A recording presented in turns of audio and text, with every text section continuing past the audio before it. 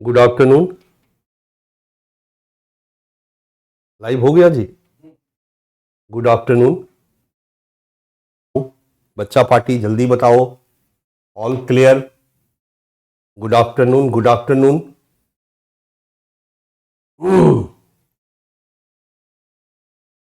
सब कुछ क्लियर है?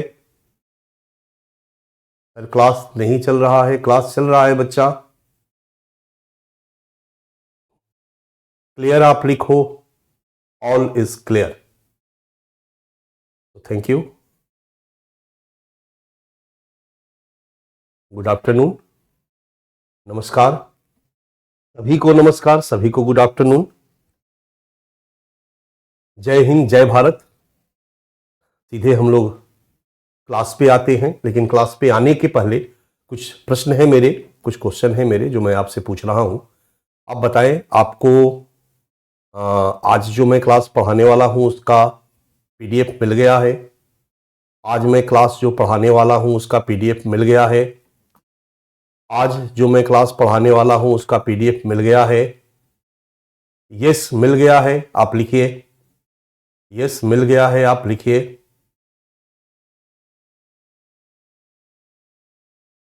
मैंने भेज दिया है और मेरे ख्याल से आपको मिल गया है। मुझे रिपोर्ट भी टीम की तरफ से आ गई है, तो मिल गया है, आप लिखिए। मिल गया। एमजी भी आप लिखेंगे तो चलेगा। Yes sir, yes sir, yes sir, yes sir, सबने लिख दिया। यस सर मिल गया है। डन। मेरा दूसरा सवाल है, दूसरा क्वेश्चन है कि आपको वीडियो दिया गया है क्लास करने के लिए।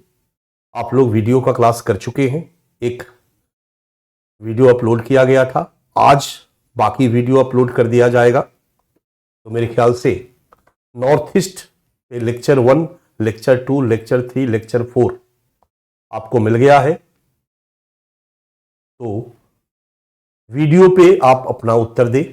वीडियो का क्लास आपने कर लिया है। लेक्चर 1 आपको दिया गया था नॉर्थ ईस्ट पे, नॉर्थ ईस्ट वाला पीडीएफ। नॉर्थ ईस्ट का पीडीएफ नहीं मिला है बच्चा, पीडीएफ भी मैं दे दूंगा। अभी नॉर्थ ईस्ट का क्लास एक बार समझ में आ जाए, आपके दिमाग में आ जाए। नॉर्थ ईस्ट आपके इस टॉपिक को समझने में कारगर है, जो नॉर्थ ईस्ट का क्लास है। मिल गया है सर। तो मैं उम्मीद करूंगा कि आप नॉर्थ ईस्ट के चारों क्लास को आप कर लेंगे, तो आपका कॉन्फिडेंस लेवल इस टॉपिक पर आपका बेहतर होगा। चलिए, और मुझे बताया गया था कि मैं आपको बता दूं कि वो क्लासेस कहां पड़ी है। टीम की तरफ से मुझे इंफॉर्मेशन आ गई है। ये क्लास बच्चा, आपकी जो क्लास है वो डैशबोर्ड पे पड़ी है।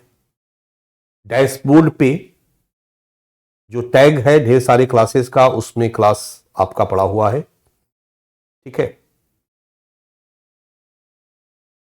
Internal security VOD, video by doctor S S Pandey. ठीक है। चलिए, थैंक यू। चलिए, अब हम लोग क्लास पे आते हैं। हम लोग बातचीत बंद करते हैं और अब हम लोग क्लास पढ़ते हैं, क्लास को सुनते हैं। कल हम लोगों ने भारत म्यांमार सीमा सुरक्षा चुनौतियों पर चर्चा की और हम लोगों ने देखा कि भारत और म्यांमार के सीमा पर क्या क्या सुरक्षा चुनौतियां हैं।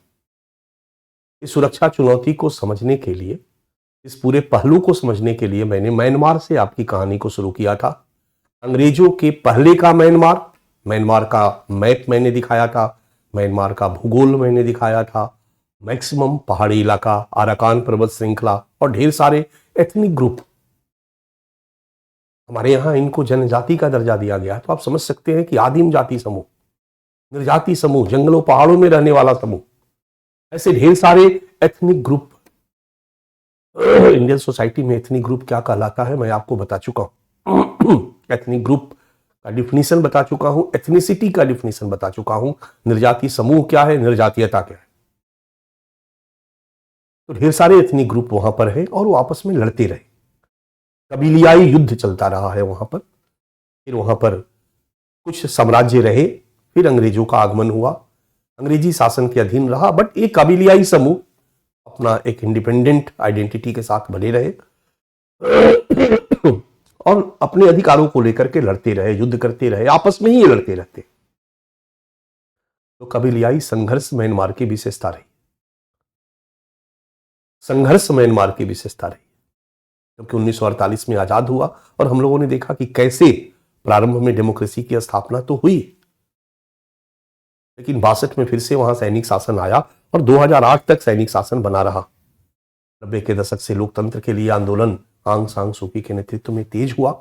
2008 में सैनिकों ने, जुंटा ने अपना एक अलग संविधान बनाकर सत्ता पर अपने वर्चस्व को बनाए रखने का प्रयास किया और डेमोक्रेसी आया। लेकिन फिर से फरवरी 2021 में जुंटा ने, सैनिक ने तख्ता पलट किया, सभी नेताओं को गिरफ्तार करके जेल भेज दिया और तब से लेकर अभी तक सत्ता पर जुंटा का कब्जा है, सैनिक शासन का कब्जा है। और इसके विरोध में वहां एक गृह युद्ध की स्थिति बन गई है, क्योंकि जो लोकतंत्र के समर्थक हैं, जो आंग सांग सूकी के समर्थक हैं, उन्होंने जुंटा के विरोध में न केवल जन आंदोलन को तीव्र किया है, बल्कि उन्होंने अपनी सरकार पैरेलल गठित कर ली है, उन्होंने अपनी सेना बना ली है और उन्होंने अपनी सेना के साथ जुंटा के साथ, जुंटा के सैनिकों के साथ लड़ना शुरू किया। और सत्ता पर चूंकि जुंटा काबिज है, इसलिए जुंटा इस विद्रोह को दबाने में लगी हुई है। लोकतंत्र समर्थकों के साथ वहां के एथनिक जो ग्रुप थे, सशस्त्र बल थे, वो भी अपनी अपनी सेना, अपने अपने ग्रुप के साथ आकर के जुड़ गए हैं। इस तरह से वहां बिल्कुल गृह युद्ध की स्थिति बनी हुई है। ये एक सिनेरियो मैंने म्यांमार के बारे में आपको दिखाया। फिर मैं भारत म्यांमार सीमा सुरक्षा चुनौतियों की चर्चा करने के लिए आगे बढ़ा, तो नॉर्थ ईस्ट की सिनेरियो को मैंने आपको समझा दिया कि नॉर्थ ईस्ट में भी, खास करके भारत म्यांमार सीमा पर, पूरा का पूरा वही एथनिक ग्रुप है जो उधर है और जो इधर है। इनके बीच में रिश्तेदारी है, आना जाना है, और इसी बात को ध्यान में रखते हुए सरकार ने 16 किलोमीटर तक बिना वीजा के एक दूसरे के देश में आने जाने की छूट दे रखी है। हमारी सरकार ने ऐसा इसलिए किया क्योंकि म्यांमार के साथ हमारी सरकार के संबंध अच्छे थे, अच्छे हैं, कोई बहुत बिगड़े नहीं है संबंध सरकार के साथ। इसलिए वहां पर लोकतांत्रिक सरकार होती है तो उसके साथ भी भारत अच्छा संबंध बनाने का प्रयास करती है, और सैनिक शासन होती है तो उसके साथ भी भारत अच्छा संबंध बनाने का प्रयास करता है। इसलिए हमने उनके साथ ढेर सारे समय समय पर समझौता भी किए, और हमने उसी समझौता के पाठ के रूप में 16 किलोमीटर आने जाने की छूट दी। बट इस छूट के कारण घुसपैठ भी हुआ, छूट के कारण उग्रवाद को फैलाने में आसानी हुई, और धीरे धीरे सीमावर्ती क्षेत्रों में, नागालैंड में, अरुणाचल प्रदेश में, हालांकि अरुणाचल प्रदेश में थोड़ा है, आप जब इन राज्यों के अंतर की स्थिति को पढ़ोगे, जो वीडियो क्लास मैंने आपको प्रोवाइड कराया है, तो आपको और कंसेप्ट क्लियर होगा। तो यहां पर मणिपुर में, मिजोरम में एक लंबे समय तक संघर्ष बना रहा, एक लंबे समय तक उग्रवाद बना रहा, और ये उग्रवादी संगठन यही रहे जो भारत से बिल्कुल अलग देश की मांग को लेकर के लड़ते रहे। ग्रेटर नागालैंड की मांग को लेकर के उग्रवादी संगठनों ने एक लंबे समय तक हिंसक संघर्ष आजादी के समय से ही जारी रखा, और इनका ग्रेटर नागालैंड केवल नागालैंड के एरिया को मिलाकर के अलग देश नहीं, नागा बहुल जो इलाका है, जहां नागा समुदाय के लोग रहते हैं, वो नागालैंड में भी रहते हैं, थोड़ा सा अरुणाचल प्रदेश में भी रहते हैं, चांगलांग और तिरप जिले में, थोड़ा सा असम के क्षेत्र में भी रहते हैं, और उत्तरी मणिपुर में भी रहते हैं। इस एरिया को मिलाकर, प्लस म्यांमार में जो नागा कम्युनिटी के लोग हैं, उस सब को मिलाकर के एक ग्रेटर नागालैंड देश की मांग को लेकर के, संप्रभु राष्ट्र की मांग को लेकर के लड़ रहे। तो इस तरीके से यहां पर अलगाववाद, उग्रवाद की एक प्रमुख समस्या रही है। सीमा पर तस्करी की समस्या रही है, घुसपैठ की समस्या रही है। ये सभी समस्याओं की कल हम लोगों ने चर्चा की, सुरक्षा चुनौतियों की चर्चा की। फिर हमने देखा कि बहुत तेजी से चीन म्यांमार में प्रवेश कर रहा है और हमें घेरने का प्रयास कर रहा है। चीन ने वहां बंदरगाह पर अपना नेवल बेस बना दिया है, कोको द्वीप पर अपना एक लिसनिंग स्टेशन बना लिया है, और ढेर सारे सीमिक के माध्यम से, चाइना म्यांमार इकोनॉमिक कॉरिडोर के माध्यम से हमारी घेराबंदी कर रहा है। ये भी हमारे लिए सिक्योरिटी थ्रेट्स है, और इसको भी हमें सोचना है, देखना है कि इसका प्रबंधन हमें क्या करना चाहिए, कैसे करना चाहिए। और फिर हमने लास्ट में कल म्यांमार में जो गृह युद्ध की स्थिति आई है, उससे हमारे सिक्योरिटी थ्रेट्स क्या है, इसको भी देखने का प्रयास किया। इस गृह युद्ध के पहले एक और छोटा सा गृह युद्ध हुआ था, जब भारत म्यांमार सीमा पर रहने वाला, खास करके बांग्लादेश के सीमा पर रहने वाला रखाइन प्रांत की चर्चा मैंने की थी, आराकान भी उसको कहा जाता है। वहां पर बांग्लादेश से सटे इलाके में एक मुस्लिम कम्युनिटी रहती है, रोहिंग्या। और मैंने कल चर्चा की थी कि जिस तरीके से रोहिंग्या के ऊपर अत्याचार शुरू किया म्यांमार की सेना ने, उनको 1982 में नागरिकता के अधिकारों से वंचित कर दिया गया, सिटीजनशिप उनको नहीं दिया गया। वो तब से अपने अधिकारों को लेकर के लड़ रहे हैं। फिर 2012 में उनके खिलाफ एक सैन्य अभियान शुरू किया गया, उनको प्रताड़ित किया गया। 2012 से स्थिति बहुत भयानक हुई और ये लोग भाग भाग करके बांग्लादेश और भारत में घुसने लगे।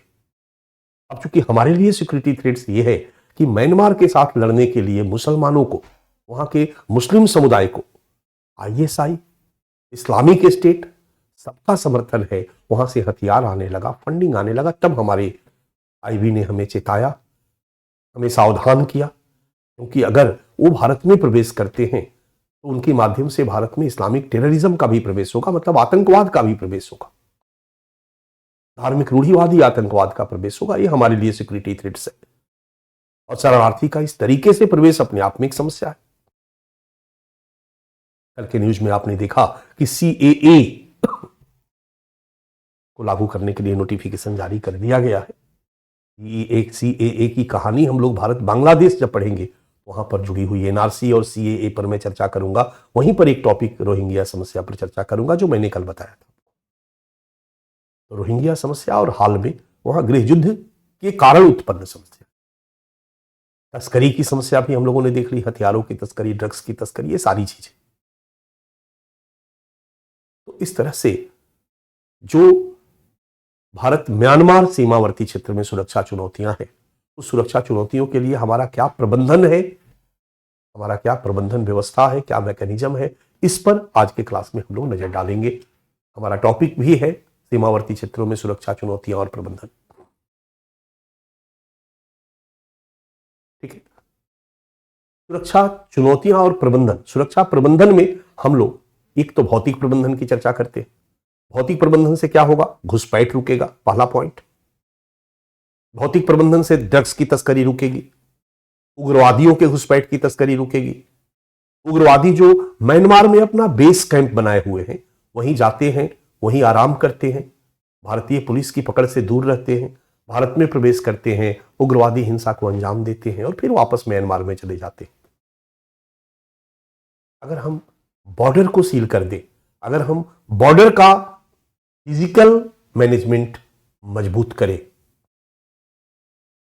तो मेरे ख्याल से नॉर्थ ईस्ट में, खास करके सीमावर्ती क्षेत्रों में या पूरे नॉर्थ ईस्ट में, क्योंकि मैंने बताया था ना कि असम में जो उग्रवाद है, जो पहले भूटान में अपना बेस कैंप बनाते थे, वो अब जाकर के NDFB, national democratic front of Bodoland, ULFA, united liberation front of Assam,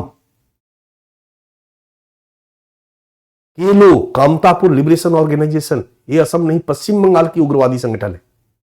Assam से जो सटा हुआ पश्चिम बंगाल है, कोकराझार और धुबरी जिले से सटा हुआ जो पश्चिम बंगाल है, जो सिक्किम भूटान के जो नीचे का जो पश्चिम बंगाल का एरिया है, वहां पर कामतापुर लिबरेशन ऑर्गेनाइजेशन, ये अलग स्वतंत्र राज्य कामतापुर की मांग कर रहे हैं। ये भी एक हथियारबंद उग्रवादी समूह है। ये भी अपना बेस कैंप आज के डेट में म्यांमार क्षेत्र में ही बना रहे हैं। तो अगर हम सीमा को कंप्लीट बाड़बंदी कर दें, फेंसिंग कर दें, यहां सुरक्षा बलों की मजबूत तैनाती कर दें, हमें खतरा म्यांमार की सेना से नहीं है कि हमें मिसाइल की तैनाती करनी होगी, हमें तोप की तैनाती करनी होगी, हमें एयर डिफेंस सिस्टम यहां लगाने की जरूरत नहीं है। ध्यान रखना, ये भारत चाइना और भारत पाकिस्तान के लिए जरूरी है, उस सीमा पर जरूरी है। युद्ध की संभावना उस सीमा पर है। भारत म्यांमार के साथ युद्ध की दूर दूर तक संभावना नहीं है, इसलिए हमें इस तरह की सुरक्षा प्रबंधन नहीं चाहिए। हमें यहां पर सुरक्षा प्रबंधन कैसा चाहिए कि हम तस्करी को रोक सकें, हम ड्रग्स ट्रैफिकिंग को रोक सकें, हम आर्म्स ट्रैफिकिंग को रोक सकें, हम रोहिंग्या के घुसपैठ को रोक सकें, अभी गृह युद्ध के कारण जो तेजी से घुसपैठ हो रहा है, शरणार्थी आ रहे हैं, उन शरणार्थियों के आगमन को रोक सके, जो हमारे लिए प्रॉब्लम क्रिएट कर सकते हैं, हमारे लिए सिक्योरिटी थ्रेट्स उत्पन्न कर सकते हैं। अगर प्रॉपर स्मार्ट फेंसिंग हो जाएगी, बाड़बंदी हो जाती है बच्चा, तो हम इन सब चीजों को रोक सकते हैं। और यही नहीं, उग्रवादी जो वहां जाकर हमारे यहां उग्रवाद फैलाते हैं, हम उसको रोक देंगे तो सबको यहीं रहना होगा। तो हमारी जब पुलिसिया ऑपरेशन होगा तो मारे जाएंगे। एक प्रबंधन का पार्ट यही है। आपको भी समझ में आ रहा, हमें भी समझ में आ रहा, तो निश्चित रूप से सरकार ने भी इस दिशा में कुछ कदम उठाया होगा। देखेंगे कि क्या उठाया। दूसरा चुनौती क्या है? उग्रवाद अपने क्षेत्र में भी और उनके यहां भी। इसका उपाय क्या है? ऑपरेशन। यहां पर सैनिकों की तैनाती ही नहीं, सैनिकों को विशेष अधिकार देकर कि इन उग्रवादियों को, उग्रवाद को दबाने के लिए अभियान भी चलाना होगा। इसीलिए सैनिकों को विशेष पावर देने के लिए, इसी क्षेत्र के लिए स्पेशली आजादी के बाद से ही नागालैंड में उग्रवाद का उद्भव हो चुका था। और इन उग्रवादियों में खपलांग गुट म्यांमार का रहने वाला था। कि मुइवा जो थे वो उत्तरी मणिपुर के रहने वाले थे, सभी नागा जनजाति से थे, नागा एथनिक ग्रुप से थे। इसी उग्रवाद को कुचलने के लिए जो अंगमी जापू फीजो के नेतृत्व में किया गया था आजादी के बाद से, हम लोगों ने एक कानून बनाया 1957 में, आप Sapa arm force special power act, arm force special power act. और वहां पर आर्म फोर्स को तैनात किया, सेना को तैनात किया, और इस कानून के द्वारा उनको स्पेशल पावर दे दिया ताकि इस स्पेशल पावर का प्रयोग करके वो उग्रवाद को नियंत्रित करे, उग्रवादियों के खिलाफ अभियान चलाए। और आज भी यहां पर उग्रवादियों के खिलाफ अभियान चलाया जाता है, ढेर सारे ऑपरेशन चलाए जाते हैं, चलाए जाते रहे हैं, क्योंकि चलाए करके ही हम इस उग्रवाद को रोक सकते हैं। अपने क्षेत्र में भी ऑपरेशन, और जरूरत पड़ी तो म्यांमार में घुस के ऑपरेशन। तो आपको भी लगता है, हमें भी लगता है, इस तरह का काम भी किया जाना चाहिए ताकि अलगाववाद, उग्रवाद की समस्या को रोका जा सके। अलगाववाद मतलब अलग देश की मांग, उग्रवाद मतलब हिंसक तरीके से अलग देश की मांग।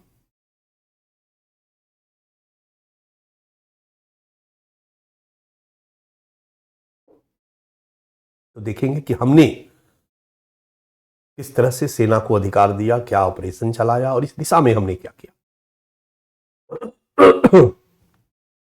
शरणार्थियों को रोकने के लिए, तस्करी को रोकने के लिए, हथियारों की तस्करी को रोकने के लिए, घुसपैठ को रोकने के लिए, उग्रवादियों का उधर रहकर इधर आकर के रोकने के लिए, आदि आदि। दूसरा, मैंने पहले भी कहा कि हमारे उग्रवादी वहां जाते हैं और वहां आराम करते हैं क्योंकि रिश्तेदारी है। और सीमावर्ती क्षेत्रों में जब तक हमारे क्षेत्र के लोगों का भारत पर भरोसा नहीं होगा, तब तक तो अलग देश की मांग करेंगे, और अलग देश की मांग करने वाले जो उग्रवादी संगठन है उनके सपोर्ट में खड़े होंगे। ये भी जरूरी है कि उस सीमावर्ती क्षेत्रों में रहने वाले लोगों को भारत पर भरोसा जगाया जाए, विश्वास बहाली की जाए। इस पर भी यूपीएससी ने एक प्रश्न पूछा है। विश्वास बहाली के लिए भी कुछ किया जाना चाहिए। देखेंगे सरकार इस दिशा में क्या कर रही है। ये सब सुरक्षा प्रबंधन के अंतर्गत आएगा। चौथा प्रबंधन का पाठ होता है बच्चा, कि जो चीन बहुत तेजी से घुस रहा है उसको कैसे न्यूट्रलाइज किया जाए। हमें भी घुसने का प्रयास करना चाहिए। और कहीं ना कहीं बहुत बड़ा कारण रहा है कि भारत बहुत ज्यादा आइडियलिस्टिक म्यांमार के संदर्भ में नहीं हुआ। नहीं भाई, हम लोकतंत्र के समर्थक हैं, वहां की सेना ने लोकतांत्रिक सरकार, चुनी हुई सरकार को अपदस्थ कर दिया, तख्ता पलट कर दिया, ये गलत है, यहां लोकतंत्र बहाल होना चाहिए। इस तरह के विवाद में हम नहीं उलझे। पड़ोसी देश है म्यांमार हमारा, म्यांमार के साथ हमारा संबंध संवेदनशीलता पर आधारित होना चाहिए। ये संवेदनशीलता हमारी अपनी सुरक्षा को ध्यान में रख करके बनाई जानी चाहिए। अगर हम बहुत ज्यादा आइडियलिस्टिक होंगे तो चाइना घुस जाएगा म्यांमार में, तो हमें बड़ा तटस्थ होकर के इस दिशा में समझदारी से काम करना होगा ताकि हम म्यांमार में चाइना को न्यूट्रलाइज कर सके। जहां जहां चाइना जा रहा है वहां वहां हम भी जाएं। चाइना अगर म्यांमार में निवेश करके अपना इंफ्रास्ट्रक्चर डेवलप कर रहा, हम भी करेंगे। ये बात सही है कि चाइना के पास पैसा कम ज्यादा है, हमारे पास पैसा कम है। वो ज्यादा निवेश कर सकता है, हम कम निवेश कर सकते हैं, पर फिर भी हम करेंगे, क्योंकि जब दोनों निवेश कर रहे हैं, दोनों म्यांमार के विकास के लिए काम कर रहे हैं, तो म्यांमार क्या चाहेगा? म्यांमार कभी नहीं चाहेगा कि केवल हम चाइना से पैसा लेकर के म्यांमार का विकास करें। म्यांमार को विकास चाहिए, म्यांमार को डेवलपमेंट चाहिए। म्यांमार में कोई भी सरकार होगी तो चाहेगी कि फंड आए और डेवलपमेंट हो। तो केवल चीन से ही फंड आए और डेवलपमेंट हो तो भारत से आने वाला फंड रुक जाएगा। म्यांमार नहीं चाहेगी सरकार। इसलिए भारत को इस आधार पर कि चीन को तुम एंट्री करा रहे हो अपने देश में, हम अपना फंड नहीं देंगे, एक गलत पॉलिसी हो जाएगी। हम लोगों ने नेपाल की स्थिति को देखा, समझा। मधेसी के मामले में एक गलत स्टेप नेपाल को उठा करके चीन के गोद में बैठा दिया। यहां पर भी हमारी पॉलिसी बड़ी सावधानी पूर्वक होनी चाहिए कि हम कैसे म्यांमार में चीन को न्यूट्रलाइज करते हैं। मैं उम्मीद करता हूं कि बात समझ में आ रही होगी आपकी। और फिलहाल रोहिंग्या से उत्पन्न समस्या या अभी आंतरिक संघर्ष से उत्पन्न समस्याओं को दूर करने के लिए हमें क्या करना चाहिए, इन सब चीजों पर जो हमें करना चाहिए ये हम समझते हैं। सरकार ने क्या किया है ये अब हम देखने का प्रयास करते हैं। भारत म्यांमार सीमावर्ती क्षेत्र में सुरक्षा प्रबंधन, आज का टॉपिक छोटा है, इसलिए कम समय में मैं बांग्लादेश आज शुरू नहीं करूंगा, सोचा था करूंगा, लेकिन फिर 10 मिनट पढ़ाऊं बांग्लादेश वो उचित नहीं है, फिर आपके ऊपर प्रेशर होगा क्लास करने का। मुझे किसी भी कीमत पर 2:45 में यानी 2:45 के पहले मुझे क्लास छोड़ देना है, क्योंकि शायद उसके बाद आप लोगों का क्लास कहीं लगा हुआ है। तो मैं कोशिश करता हूं कि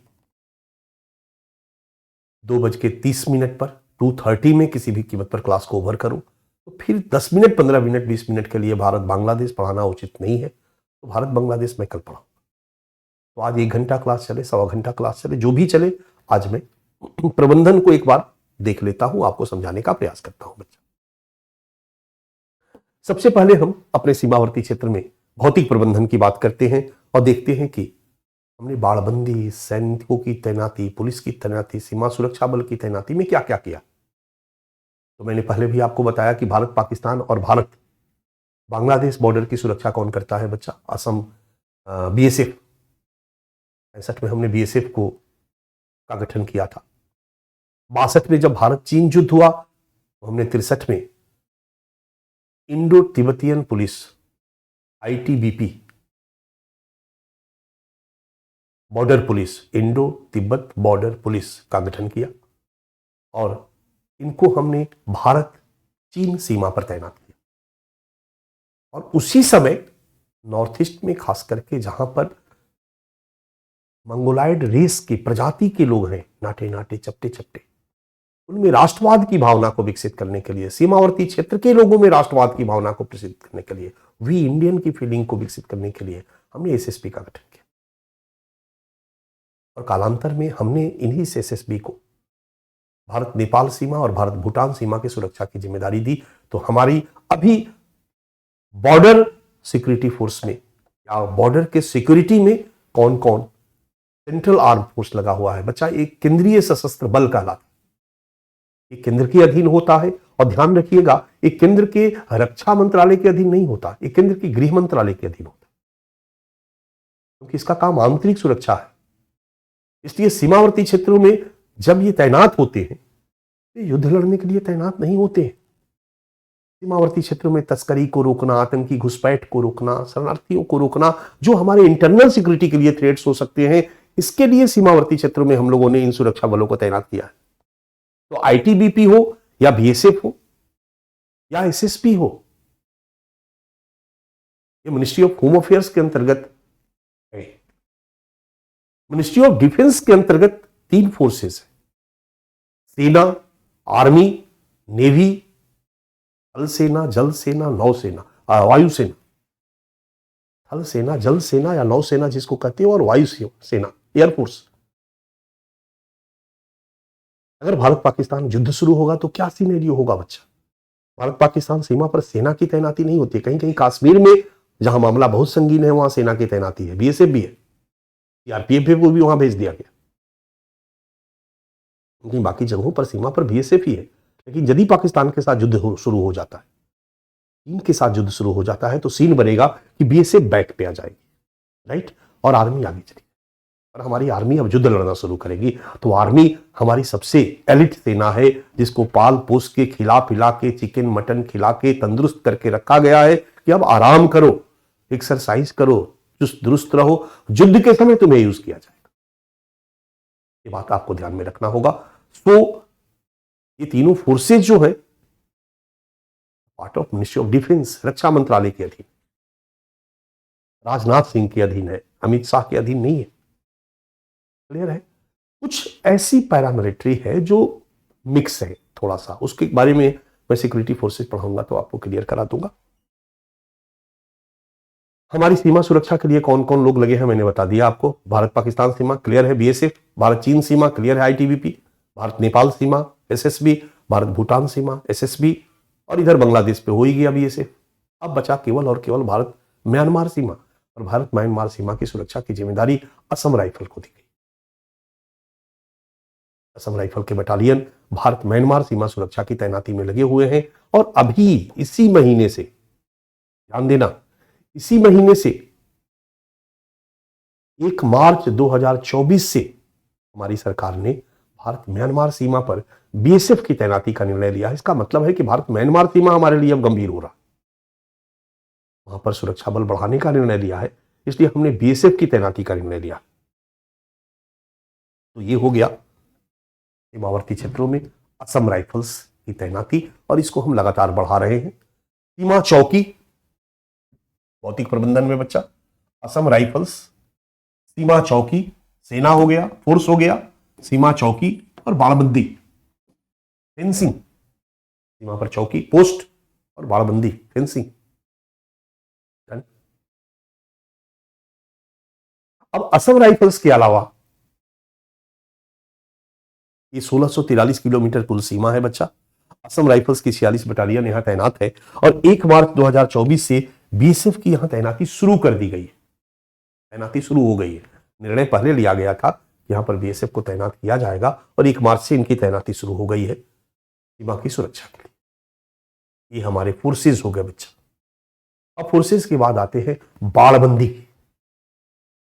और मैंने पहले भी कहा कि ये छिद्रिल सीमा थी, खुली सीमा थी, पहले यहां पर बाड़बंदी की जरूरत भी नहीं होती थी। बहुत पहले मोरेह में बाड़बंदी की गई थी। मोरेह मणिपुर का इलाका है, जिसको कि मैंने ड्रग्स हब के रूप में, ड्रग्स ट्रैफिकिंग के हब के रूप में इंगित किया था, याद होगा आपको। मोरेह, मोरेह में पिलर नंबर 79 से लेकर के 81 तक 10 किलोमीटर का बॉर्डर, मोरेह में पिलर नंबर 79 से 81 के बीच 10 किलोमीटर बाड़बंदी की गई। ये मोरेह है, this one is Moreh point. यहां पिलर नंबर 79 है, 80 है, 81 है, 82 है, ये पिलर है बच्चा। और ये पिलर देख रहे हो सब पहाड़ के हिसाब से है, क्योंकि पूरा पहाड़ी इलाका है, समतल नहीं है ना कि 2-2 किलोमीटर पे एक पिलर गाड़ दिया गया। 10 किलोमीटर में इतने पिलर है, बट हर पिलर के बीच की दूरी सिमिलर नहीं।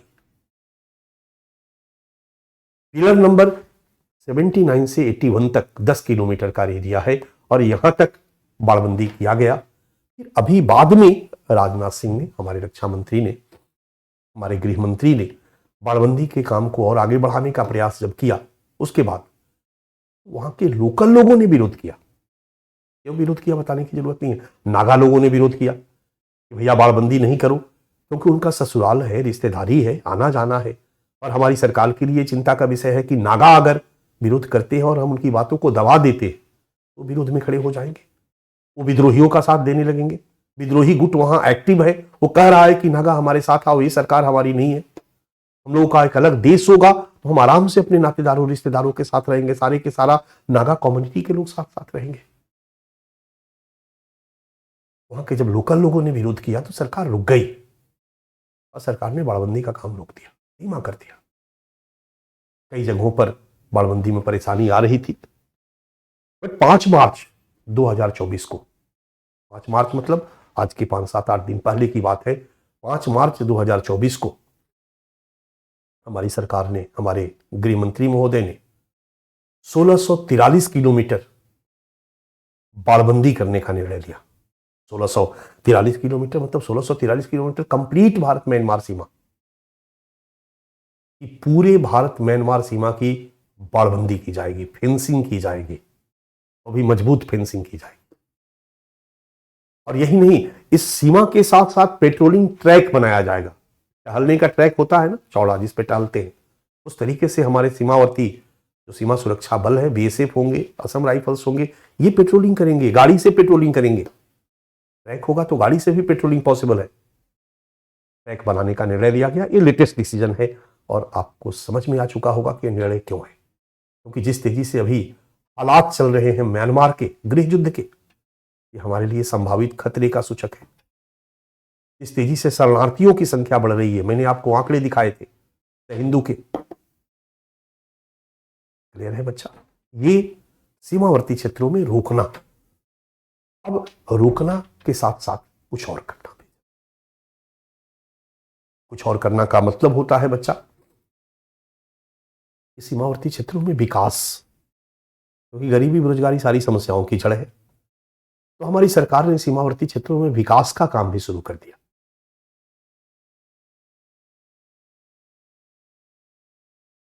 सीमावर्ती क्षेत्रों का डेवलपमेंट, और इसके लिए सीमा border development programme ministry of home affairs के द्वारा शुरू किया गया। यह ऐसा डेवलपमेंट प्रोग्राम है जो किसी अन्य मंत्रालय के अधीन नहीं, गृह मंत्रालय के अधीन है। गृह मंत्रालय इस डेवलपमेंट प्रोग्राम को शुरू किया है और इस सीमावर्ती क्षेत्रों के डेवलपमेंट पर बल देता है, क्योंकि जहां सीमावर्ती क्षेत्रों का डेवलपमेंट होगा वहां दो फायदे होंगे। वहां गरीबी बेरोजगारी नहीं रहेगी, तो जो दुश्मन देश है उनको, गरीब को पैसे की लालच में अपने हितों के लिए सिद्ध नहीं करेंगे, प्रयोग नहीं करेंगे। जो उग्रवादी संगठन, आतंकी संगठन, या जो भी दुश्मन है, जो हमारे देश के विपरीत विरोधी लोग हैं, संगठन है, ऑर्गेनाइजेशन है, वो हमारे यहाँ के गरीबों और बेरोजगारों को अपने हितों के फेवर में यूज नहीं करेंगे, भारत के अगेंस्ट में यूज नहीं करेंगे। तो गरीबी बेरोजगारी जितनी ज्यादा होगी, ये सभी हमारे गरीब बेरोजगार उग्रवादी संगठन में शामिल हो जाएंगे। तो सीमावर्ती क्षेत्रों में विकास एक इंपॉर्टेंट फैक्टर है, इसलिए मिनिस्ट्री ऑफ होम अफेयर्स ने बॉर्डर डेवलपमेंट प्रोग्राम को शुरू किया। और यही नहीं, हमने म्यांमार के साथ एक समझौता किया बच्चा, ध्यान देना। अब यहां पर देखिए हमारी सरकार की पॉलिसी क्या है कि हम बॉर्डर पे भारत के एरिया का ही विकास नहीं करेंगे। बॉर्डर से जो म्यांमार के क्षेत्र का इलाका है, म्यांमार सीमा के अंदर का इलाका है, वहां का डेवलपमेंट भी हमारी सरकार करेगी।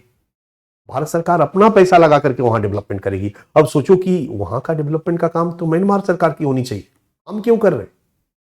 हम इसलिए कर रहे हैं क्योंकि हमारे यहां रहने वाले नागा, कुकी, मिजो का ससुराल यदि म्यांमार में, और उनके ससुराल का डेवलपमेंट अगर हम करेंगे तो हमारे यहाँ के नागा दुखी होंगे या खुश होंगे? खुश होंगे। भारत पर उनका भरोसा बढ़ेगा, भारत से अलग देश बनाने की मांग से पीछे हटेंगे। भारत में डेमोक्रेसी पर भरोसा होगा, भारत पर भरोसा होगा, भारत सरकार पर भरोसा होगा। इसलिए हमने उस क्षेत्र के भी डेवलपमेंट का काम शुरू किया। और इसी क्रम में एक कंसेप्ट हम लेकर के आए हैं बच्चा, सीमा हाट। हाट मतलब होता है बाजार, हाट मतलब होता है जो गांव का बाजार होता है। 11-12 बजे तक सारे लोग एकत्रित हो जाते हैं, या शाम को 5 बजे बाजार लगता है, हाट लगता है, 7-8 बजे तक चलता है हाट, और फिर सब लोग अपने अपने घर चले जाते हैं। कोई सब्जी लेके आ जाता है, कोई कुछ कुछ सामान बिकता है। हमने सीमा पर जगह जगह बाजार लगाया, ये सीमा हाट परियोजना के तहत है। और इस बाजार में म्यांमार के लोग भी आकर बाजार कर सकते हैं, भारत के लोग भी आकर बाजार कर सकते हैं। और इस बाजार में जो वस्तु बिकेगी वो टैक्स फ्री होगी, का मतलब हुआ सस्ती होगी। जब सस्ती होगी तो म्यांमार के लोगों को भी बल्ले बल्ले, और भारत के लोगों को भी बल्ले बल्ले। और म्यांमार के लोग है कौन? रिश्तेदार है। अब दोनों उसी हाट में मिलेंगे यार, और कैसे हो यार, ठीक है यार, क्या चल रहा है यार, एक अच्छा सद्भावपूर्ण माहौल होगा। तो जो एंटी नेशन एक्टर्स है, जो या कह सकते हो एक्सटर्नल नॉन स्टेट एक्टर्स है, यहां पर एक्सटर्नल स्टेट एक्टर्स नहीं है। हमारे खिलाफ में म्यांमार सरकार बहुत कुछ नहीं कर रही, हमारे खिलाफ में एक्सटर्नल नॉन स्टेट एक्टर्स है, जो उग्रवादी संगठन है। वो उस क्षेत्र के लोगों को जब उग्रवादी बनाने के लिए मोटिवेट करेंगे, भारत से अलग हो, अलग देश हमारा रहेगा तो हमारा ज्यादा विकास होगा, फला ढिकना, ये लोग तो मिलने भी नहीं देते हमारे रिश्तेदारों से। ये सारे फिलॉसफी, उनके सारे आर्गुमेंट धूमिल पड़ जाएंगे यदि हमने उन सब लोगों को बिना रोक टोक एक दूसरे के निकट ला दिया। 2018 में हमने समझौता किया था और कहा था कि दोनों एक दूसरे देश में खुल करके आए जाएं, काम करें, खरीदारी करें। It's called free movement regime agreement. हालांकि उसके पहले भी रहा है, 2018 में एक एग्रीमेंट किया था हमने। सीमावर्ती क्षेत्रों का विकास और सीमा हाट कल्चरल प्रोग्राम, जहां दोनों समुदाय के लोग, दोनों देश के समुदाय के लोग एकत्रित होते हैं, सांस्कृतिक कार्यक्रमों में हिस्सा लेते हैं और सरकार उनको प्रमोट करती है। क्लियर है बच्चा? ये काम कर रही है। दूसरा, बाड़बंदी के अलावा सरकार के लिए सबसे बड़ी चुनौती है ये जो 16 किलोमीटर आने जाने की छूट देती है। तो बाड़बंदी के बाद भी क्या होगा? बिना वीजा के लोग आएंगे। अब उसमें कौन रिश्तेदारी में आ रहा है? कहेंगे लोग कि नहीं भाई, हम अपने ससुराल जा रहे हैं।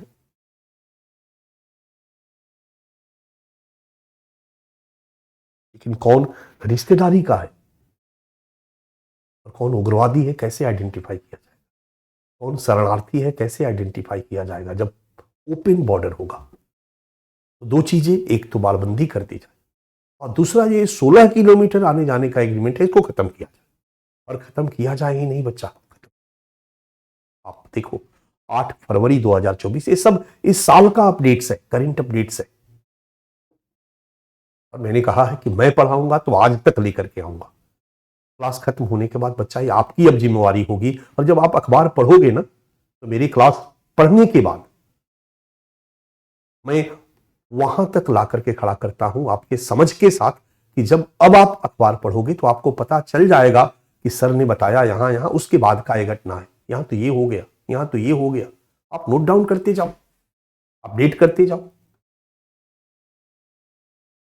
8 फरवरी 2024 को हमारी सरकार द्वारा म्यांमार के साथ फ्री मूवमेंट रिजिम एग्रीमेंट जो हमारा हुआ था, फ्री मूवमेंट रिजिम एग्रीमेंट, जिसकी बात मैंने 2018 वाली करी थी, 16 किलोमीटर आने जाने वाली समझौता को खत्म कर दिया गया। तो फ्री मूवमेंट का दिया गया था, जाएंगे खरीदेंगे, खत्म इसलिए किया गया कि जो गृह युद्ध की स्थिति है, अभी बॉर्डर को रोकना जरूरी है, बॉर्डर को बंद करना जरूरी है। अगर हम बंद नहीं करेंगे तो शरणार्थियों की बाढ़ आ जाएगी, जो गृह युद्ध की हालात है, आपने देखा है। यही हमारे लिए अभी सबसे बड़ा सिक्योरिटी थ्रेट्स है और उसके लिए इमीडिएट हमने बाड़बंदी के काम को तेज किया है। हालांकि पीछे भी बाड़बंदी बहुत धीमी गति से होती रही, और ये जो आने जाने का फ्रीडम है, इसको हमने अब बंद कर दिया है। ये हमारा एक प्रयास है। ठीक है, अब आते हैं, हमने सीमावर्ती क्षेत्रों में उग्रवाद और अलगाववाद को रोकने के लिए क्या किया। हमारा अगला पॉइंट आपके सामने है। सीमावर्ती क्षेत्रों में उग्रवाद और अलगाववाद को रोकने हेतु किए गए प्रयास। स्वाभाविक की बात है कि जो हमारे क्षेत्र में अलगाववाद और उग्रवाद है, जो नागालैंड में अलगाववाद और उग्रवाद है, जो अरुणाचल प्रदेश के चांगलांग और तिरप जिले में जो नागा समुदाय के लोग रहते हैं, वहां पर जो उग्रवाद है, अलगाववाद है, मणिपुर में जो उग्रवाद है, अलगाववाद है, संघर्ष है, यहां चले जाओगे बच्चा तो सबके पास AK-56, 57, 58 एक से एक हथियार है। हाल ही में हमारी एक रिपोर्ट आई थी हमारी सरकार की, इसमें पाया गया था कि दिल्ली में बहुत से लोग नॉर्थ ईस्ट से हथियार की तस्करी कर रहे हैं और आधुनिकतम हथियार जो विदेशों से नॉर्थ ईस्ट में आता है और नॉर्थ ईस्ट से दिल्ली में लोग लेकर के आ रहे हैं, और वो तस्करी के माध्यम से ही आ रहा है। एक से एक हथियार, इन लोगों के दस्ते को देखोगे, 4 क्लास जब कर लोगे तो बिल्कुल नॉर्थ ईस्ट में क्या चल रहा है वो समझ में आ जाएगा। थोड़ा सा 1 साल पुराना है तो मणिपुर हिंसा वगैरह का ताजा अपडेट नहीं है, बट पूरा बेस आपका क्लियर हो जाएगा। बाकी आप अपने से पढ़ के अपडेट कर लोगे।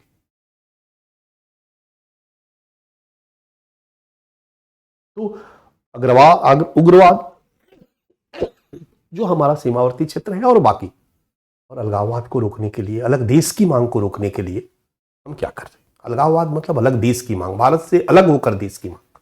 आजाद कश्मीर की मांग अलगाववाद का उदाहरण है, अलग खालिस्तान की मांग अलगाववाद का उदाहरण है, ग्रेटर नागालैंड की मांग अलगाववाद का उदाहरण है। ये भारत से अलग एक देश मांगते, क्लियर है, और ये देश के लिए हिंसा करते हैं इस मांग को पूरा करवाने के लिए। इसमें हम लोगों ने क्या किया, तो हम लोग समय समय पर हमारी भारतीय सेना ऑपरेशन को अंजाम देती रही। खास करके अपने क्षेत्र में 1990 के दशक में भारतीय सेना द्वारा ऑपरेशन बजरंग, ऑपरेशन राइनो प्रारंभ किया गया। ये ऑपरेशन बजरंग और ऑपरेशन राइनो बेसिकली असम में उग्रवाद को रोकने के लिए किया गया था बच्चा।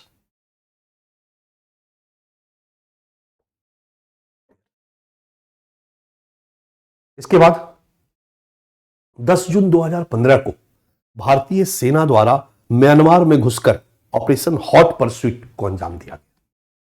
हॉट परस्यूट से यूपीएससी ने सवाल पूछा है, what is difference between surgical strike and hot pursuit.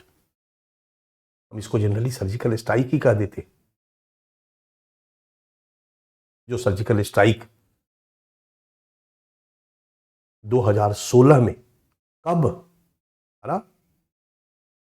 28 सितंबर 2016, सितंबर की रात 29 की सुबह 2016, याद आया, 28 सितंबर 2016, 18 सितंबर 2016 को उड़ी अटैक किया गया था। 23 सितंबर 2016 को यूएन में नवाज शरीफ ने भारत के खिलाफ बोला था, और ये 16 वही चल रहा था जो कश्मीर में पत्थरबाजी और हिंसा हो रहा था। 15 अगस्त 2016 को भारत के प्रधानमंत्री ने अपनी पूरी विदेश नीति को बदल के रख दिया। पीओके, सीओके पर अपनी न केवल मांग रख दी, बल्कि बलूची मुद्दे को भी उठा दिया। याद आ रहा है, 15 अगस्त, 16 अगस्त को यूएन में बलूच के मुद्दे को मानवाधिकार संगठन में उठाया गया। 18 अगस्त को उड़ी अटैक, 18 सितंबर को उड़ी अटैक हुआ, ये अगस्त की बातें हैं। 23 सितंबर को नवाज शरीफ बोले, 26 सितंबर को सुषमा स्वराज यूएन में बोली, और 28 सितंबर को हमने सर्जिकल स्ट्राइक किया 2016। बट उसके पहले, एक साल पहले 2015 में ही 4 जून 2015 को 4 जून 2015 को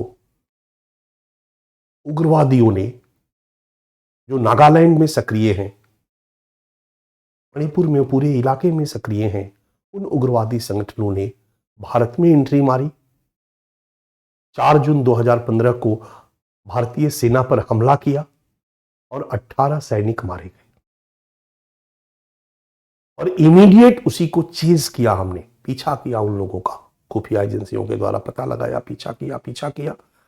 और 10 जून 2015 को हमारी सेना म्यांमार में घुसती है। 21 लोग, मात्र 21 लोग उस समय हमारे पूरी सरकार, पूरी कायनात की निगाह सीमा पर थी जिस रात इस ऑपरेशन को अंजाम देना था। मात्र 21 लोग हेलीकॉप्टर से एंट्री करते हैं म्यांमार सीमा के अंदर, और जहां जहां उग्रवादियों के कैंप थे उन कैंप को ध्वस्त कर दिया जाता है जो उस इलाके में है। और 60 से 70 उग्रवादी कहा जाता है कि मारे गए इस ऑपरेशन में। इसी को ऑपरेशन हॉट परस्यूट कहा जाता है।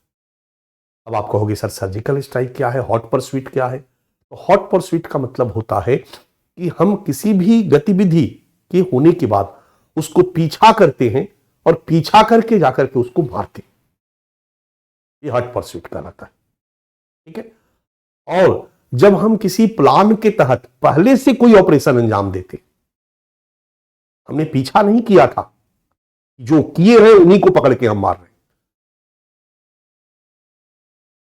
पाकिस्तान वाले में जो हमने सर्जिकल स्ट्राइक किया था वो हम उस सोच के साथ नहीं किया था कि जो किए हैं वो वहां पर है उन्हीं को मारना है, बल्कि पाकिस्तान में घुस के उनके जो भी उग्रवादी संगठन, आतंकी संगठन है, उनके बेस कैंप को तबाह करना है। ये पर्पस था हमारा, इसके लिए हमने प्लानिंग की थी। यहां पर जिन्होंने हमारे सेना के जवानों पर हमला किया था, उस ग्रुप के लोग यहां से जब भाग करके गए जहां कैंप में ठहरे हुए थे, हमने उनका पीछा किया और वहां पर घुस करके उनको मारा। 21 जवान हमारे हेलीकॉप्टर से गए, वहां उतरते हैं, ऑपरेशन करते हैं, उन सबको मारते हैं, कैंप को ध्वस्त करते हैं और फिर वापस इंडिया में चले। और ये ऑपरेशन हमने किया भारत म्यांमार के साथ समझौता, यानी इस तरह की जो ऑपरेशन हॉट स्ट्रीट है ये सेना की एक कार्रवाई का पार्ट है। और जब उस देश के साथ हमारे समझौता हुआ होता है तो हम उसके इलाके में घुस करके इस तरह के हम ऑपरेशन को अंजाम दे सकते हैं। भारत और म्यांमार के बीच इस तरह का समझौता हुआ पड़ा है। इस तरह की अगर कुछ एक्टिविटीज हमारे सीमावर्ती क्षेत्रों में कोई उग्रवादी संगठन करता है तो हम आपके एक दूसरे के देश में घुस करके हमारी सेना कार्रवाई कर सकती है। इतना भरोसा है कि भारत हमारे देश में अगर आकर के कार्रवाई करेगा, म्यांमार को भरोसा है तो गलत नहीं करेगा, या म्यांमार आकर के करेगा तो गलत नहीं करेगा। ज्वाइंट कार्रवाई भी हम कर सकते हैं, दोनों सेना मिलकर के भी ऑपरेशन को अंजाम दे सकती है। कुछ संदर्भों में हमने भारत की सेना म्यांमार की सेना के साथ मिलकर के संयुक्त ऑपरेशन भी उस इलाके में जो उग्रवादी संगठन है, पूरा मणिपुर से लेकर के नागालैंड के म्यांमार वाले क्षेत्र में जो ढेर सारे उन पहाड़ों पर, अराकान पहाड़ों पर जो बेस कैंप है, हमने ज्वाइंट ऑपरेशन भी किया है। बट ये 10 जून को हमने किया। इसके बाद ऑपरेशन सनराइज 1, सनराइज 2, सनराइज 3, 3 चरणों में एक ऑपरेशन हमने किया। ये ऑपरेशन हमारी भारतीय सेना और म्यांमार की सेना दोनों ने मिलकर किया। ये ऑपरेशन भारतीय सेना और म्यांमार की सेना ने मिलकर किया। उस समय म्यांमार में डेमोक्रेसी थी।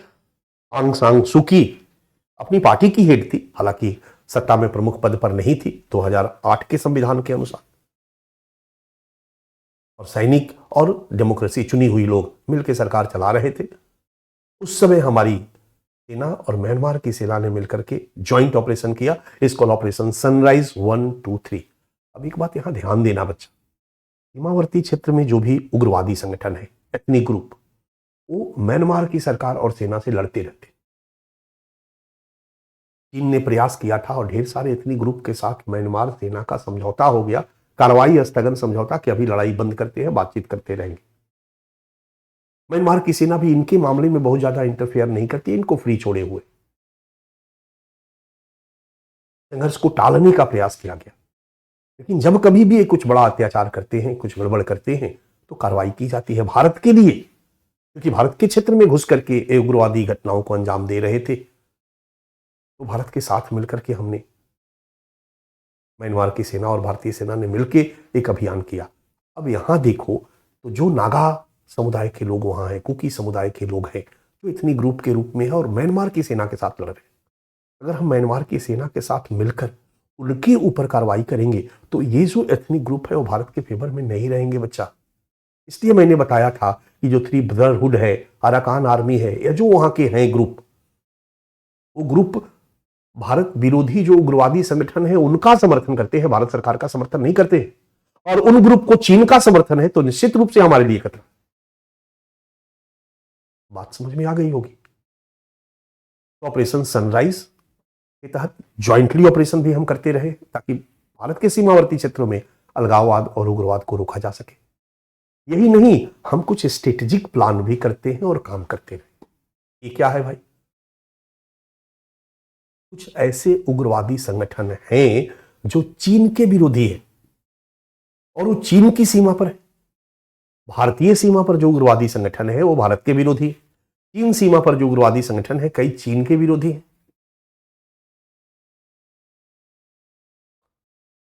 और चीन समर्थित जो एथनिक ग्रुप है उनके साथ उनका 36 का आंकड़ा है।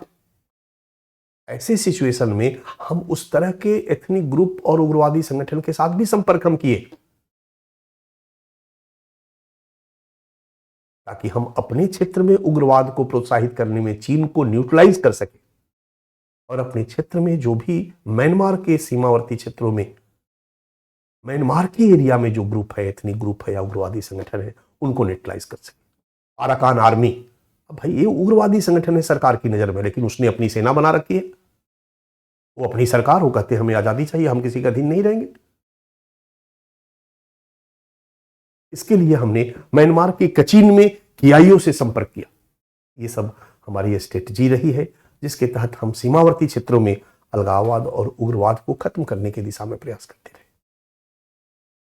अब चलिए, कूटनीतिक प्रबंधन हमारा अगला पाठ है। कूटनीतिक प्रबंधन में पहले भी मैंने बताया, सीधी बातचीत और अन्य कूटनीतिक प्रयास, परोक्ष प्रयास। कूटनीतिक प्रबंधन के तहत हमारा क्या प्रयास रहा है बच्चा, तो बड़ा क्लियर है कि इसके तहत हमने म्यांमार के साथ अच्छा संबंध निरंतर बनाए रखने का प्रयास किया। एक कूटनीतिक प्रयास है।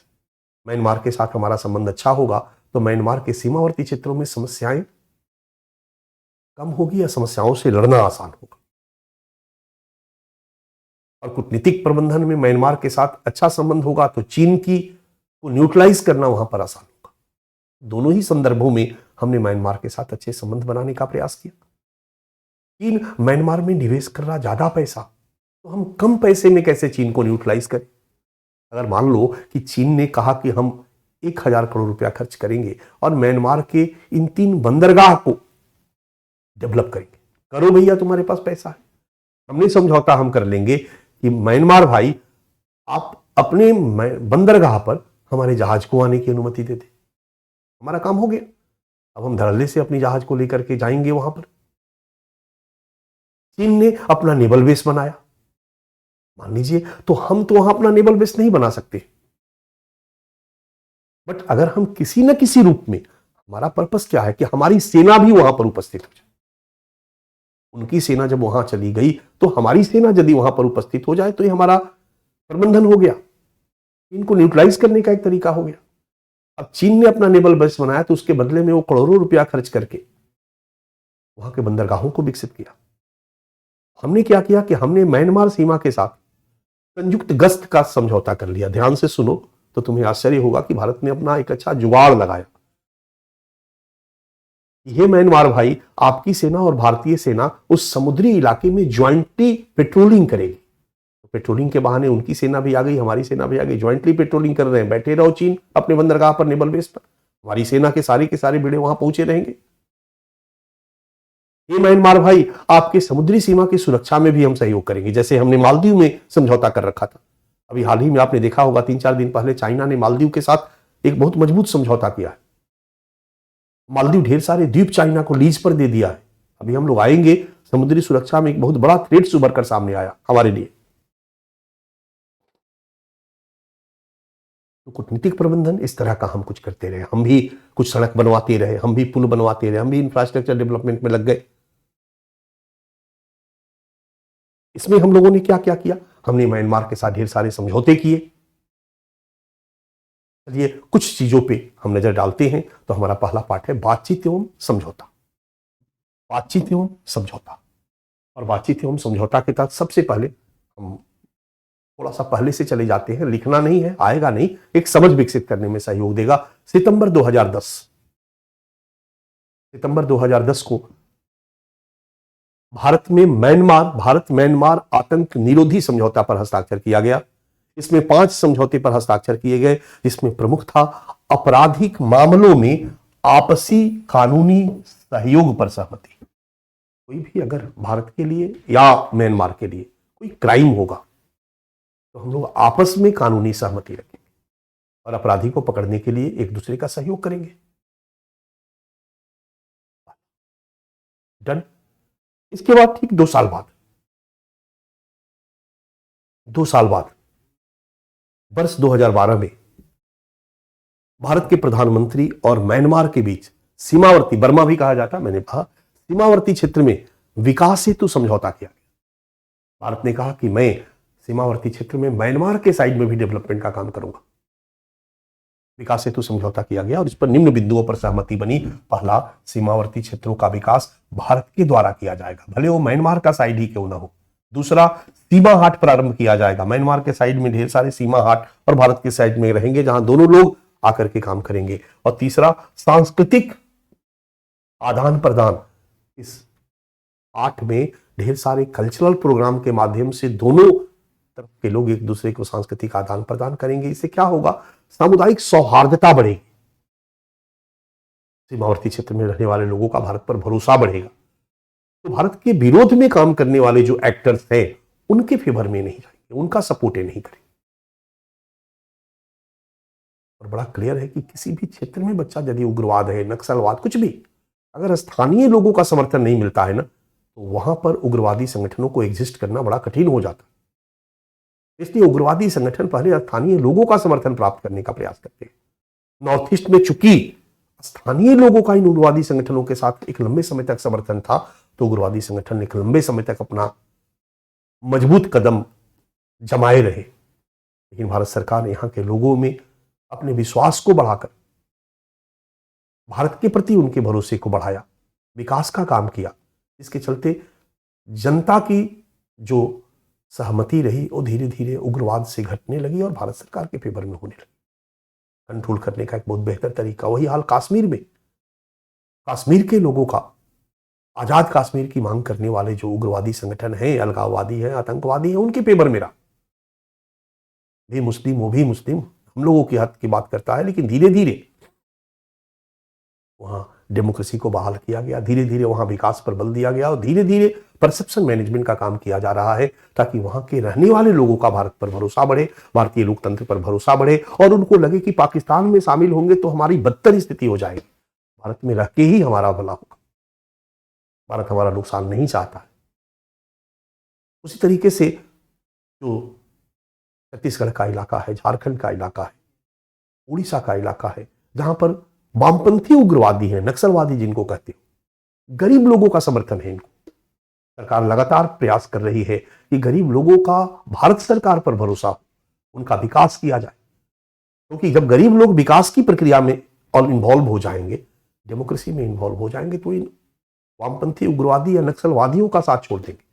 और जब आम जनता का सपोर्ट इनको छूट जाएगा तो फिर इनको पकड़ना सुरक्षा बलों के लिए आसान होगा, इसको खत्म करना आसान होगा। अब मैंने इतना भाषण दिया अभी 2-3-4 मिनट एक ही मुद्दे पर कि क्षेत्रीय या लोकल लोगों का सहमति, जन सहमति, इस पर यूपीएससी ने एक प्रश्न पूछा, इसलिए मैंने तीनों उदाहरण आपके सामने दे दिया। तो हमने वहां के लोगों के भरोसा को जीतने के लिए, वहां एक सामुदायिक सौहार्दता को विकसित करने के लिए हमने इस तरह के समझौता किए 2012 में, सांस्कृतिक आदान प्रदान डन। तो उनके क्षेत्र में उनके एरिया का विकास करेगी, क्योंकि उन्हीं के नातेदार रिश्तेदार हमारे क्षेत्र में, सीमा हाट शुरू करेगी, सांस्कृतिक आदान प्रदान।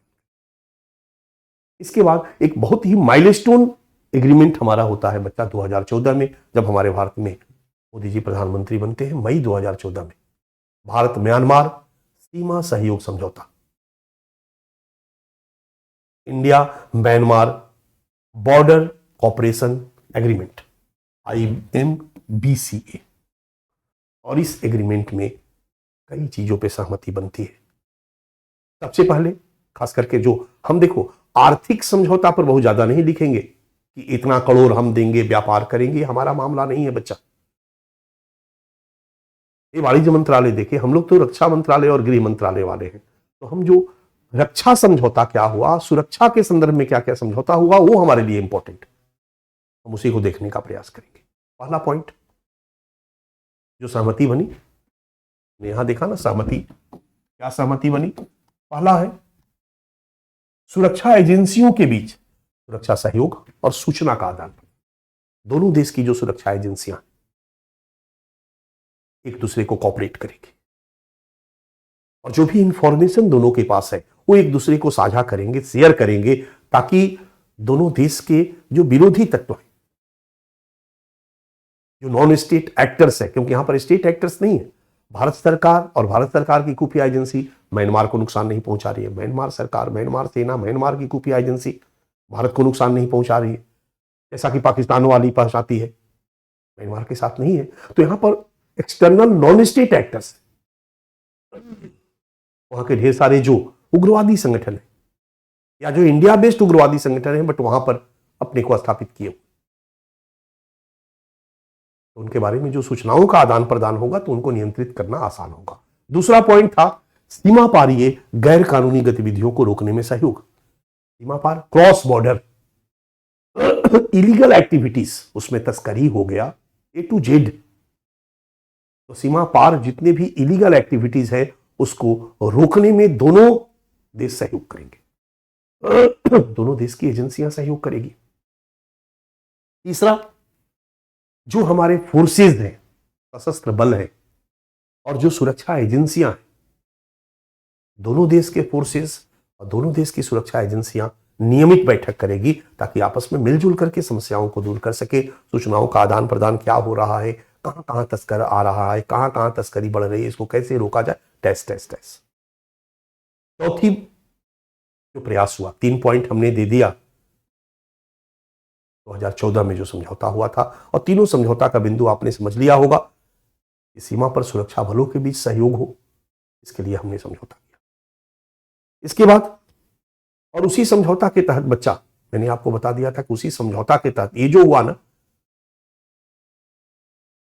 क्रॉस बॉर्डर इलीगल एक्टिविटीज को रोकने में सहयोग, इसी समझौता के तहत हमने ऑपरेशन या सर्जिकल स्ट्राइक किया था, हॉट परस्यूट किया था। मतलब ये एग्रीमेंट जो है वो भारत सरकार को, भारत की एजेंसियों को, फोर्सेस को परमिशन देता है कि उनके क्षेत्र में जाकर के हम ऑपरेशन को अंजाम दे सकते हैं। इसके लिए उनको सूचना देना जरूरी नहीं है, हमने पीछा करते हुए वहां गए और वहां उनको मार गिराया। इसीलिए तो इसको सर्जिकल स्ट्राइक न कह करके हॉट परस्यूट कहा जाता है। हमने चेज किया, डन। इसके बाद एक 2016 में एक समझौता होता है, और समझौता है, ध्यान से देखो, अंडमान सागर, अंडमान निकोबार आपके मैप में है, ये सब अंडमान, ओके, और निकोबार, अंडमान सागर और बंगाल की खाड़ी, this one bay of Bengal, Bengal की खाड़ी में समन्वित गश्त के लिए मानक प्रचालन प्रक्रिया पर समझौता। समन्वित गश्त मतलब पेट्रोलिंग। पूरे इलाके में भारत म्यांमार की सेना मिलकर पेट्रोलिंग करेगी, क्योंकि यहां पर चीन की सीमा नहीं है, यहां भारत की सीमा है, यहां पर म्यांमार की सीमा है। इस क्षेत्र में कोई भी गड़बड़ी होगी तो भारत के हित दुष्प्रभावित होंगे, म्यांमार के हित दुष्प्रभावित होंगे, बांग्लादेश के हित दुष्प्रभावित होंगे। बांग्लादेश के साथ भी हमने इस तरह का समझौता किया, इसलिए हम लोग मिलकर इस इलाके पर पेट्रोलिंग करेंगे। आप देख रहे हो कि हम किस तरीके से चाइना को न्यूट्रलाइज करने का प्रयास करें। चीन थोड़ी नाराजगी भले जता सकता है कि ये म्यांमार, तुम्हारे यहां मैं इतना इन्वेस्ट कर रहा हूं, तुम क्यों जाकर के भारत के साथ इस तरह का एग्रीमेंट कर रहे हो, बट तुम करे नाराजगी। म्यांमार अपना डिसीजन लेने के लिए स्वतंत्र है। बहुत से मामले पर हम निर्णय लेते हैं, अमेरिका हमारे से नाराज होता है। यूक्रेन मामले में अमेरिका हमारे से नाराज हुआ, वो चाह रहा था कि हम अमेरिका के साथ रहें, अमेरिका के अनुरूप काम करें, हम नहीं किए, हम रूस के साथ आयात किए।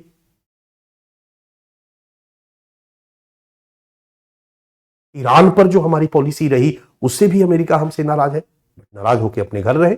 हम अपनी पॉलिसी अपने हितों को ध्यान में रखकर बनाएंगे, अमेरिका के साथ भी हमारे संबंध निरंतर अच्छे हैं। यही होता है विदेश नीति बनाते समय। हमने उसी का फायदा उठाया और चीन को न्यूट्रलाइज करने के लिए ये सारी चीजें हमने करी। इसके बाद 2016 में हमारे म्यांमार की विदेश मंत्री आंग सान सूकी भारत यात्रा पर आई। 3 समझौते पर हस्ताक्षर हुआ, फलतः दोनों देशों के बीच संबंधों में और मजबूती आई। वो समझौता चूंकि सुरक्षा और रक्षा से ज्यादा महत्वपूर्ण नहीं था, बट दोनों देशों के बीच संबंधों में मजबूती लाने के लिए हमने इसकी चर्चा कर दी। हमारे देश के प्रधानमंत्री 2017 में म्यांमार गए, 11 MOU पर हस्ताक्षर किए और इससे भी दोनों देशों में मजबूती आई। ठीक है, बट इसमें समुद्री सुरक्षा पर सहयोग एक प्रमुख था। समुद्री सुरक्षा पर सहयोग एक प्रमुख था कि समुद्री सुरक्षा पर भारत और म्यांमार की सेना एक दूसरे के साथ खड़ी रहेगी, एक दूसरे का सपोर्ट करेगी। यह भी चीन को इस इलाके में न्यूट्रलाइज करने का एक बेहतर प्रयास है। इसके बाद 8 अगस्त 2018 को भारत म्यांमार फ्रेंडशिप ब्रिज खोला गया। यही था जो मैंने कहा था ना कि एक ब्रिज को खोल दिया गया, जो कि 16 किलोमीटर आने जाने वाली कहानी तो शुरू किया गया, जिसको कि अभी ही निर्णय लेकर के इसको बंद करने का निर्णय लिया गया। क्लियर है? फ्री मूवमेंट 29 जुलाई 2019 को भारत म्यांमार रक्षा सहयोग समझौता, India Myanmar defence cooperation agreement और निम्न पर सहमति बनी। रक्षा सहयोग को बढ़ाया जाएगा और ज्यादा दोनों देशों के बीच, और संयुक्त अभ्यास की समीक्षा की जाएगी। दोनों देशों की सेनाएं संयुक्त अभ्यास करेगी और उसकी फिर से समीक्षा करके और बेहतर करने का प्रयास किया जाएगा। अब देखते जाओ कि हमने कम खर्चे में कैसे चीन को हम यूटिलाइज करने का प्रयास कर रहे हैं। हमारे पास चीन इतना इन्वेस्ट करने का BRI के तहत पैसा नहीं है बच्चा, फिर भी हमने अपने सीमावर्ती क्षेत्रों में लोगों के साथ, पड़ोसियों के साथ कोशिश हम बेहतरीन कर रहे हैं। इसमें हम लोगों ने रक्षा सहयोग को बढ़ाने पर सहमति की, संयुक्त अभ्यास की समीक्षा करना और संयुक्त निगरानी के तहत, ज्वाइंटली निगरानी के तहत समुद्री सुरक्षा को मजबूत बनाना, यानी और बड़े बड़े समुद्री बेड़े, हमने इसी बहाने यहां पर अपने और बड़े बड़े नौसैनिक बेड़े को लाकर खड़ा करने का समझौता कर लिया। यानी जहां चीन है वहां पर चीन की जहां पर सेना है, नेवल बेस है, हमारी सेना भी पैरेलल खड़ी रहेगी। इस तरह के समझौते हमने करे। चौथा था भारत द्वारा म्यांमार के रक्षा कर्मियों को प्रदान किए गए प्रशिक्षण की समीक्षा करना। याद रखना, भारत जो है म्यांमार के जो फोर्सेस है उनको ट्रेनिंग देता है।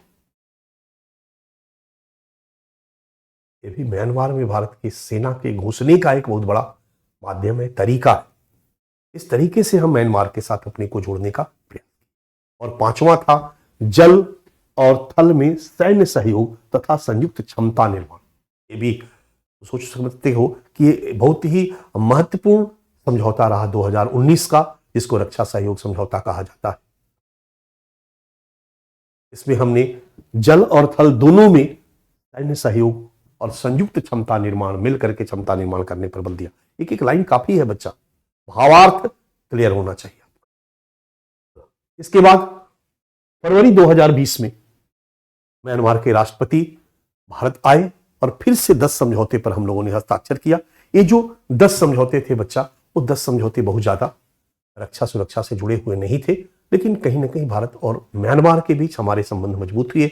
हम इनमें उन समझौतों की चर्चा नहीं कर रहे हैं जो समझौते आर्थिक संदर्भ में है। जैसे हमने लुक एक्ट पॉलिसी पर बल दिया, हमारे अटल बिहारी वाजपेयी ने लुक ईस्ट पॉलिसी को शुरू किया था। हमने, हमारे प्रधानमंत्री ने लुक एक्ट पॉलिसी को शुरू किया और हम अपने आर्थिक बाजार के लिए म्यांमार में प्रवेश करने का निर्णय लिए। इसके लिए हमने सड़क मार्ग बनाया।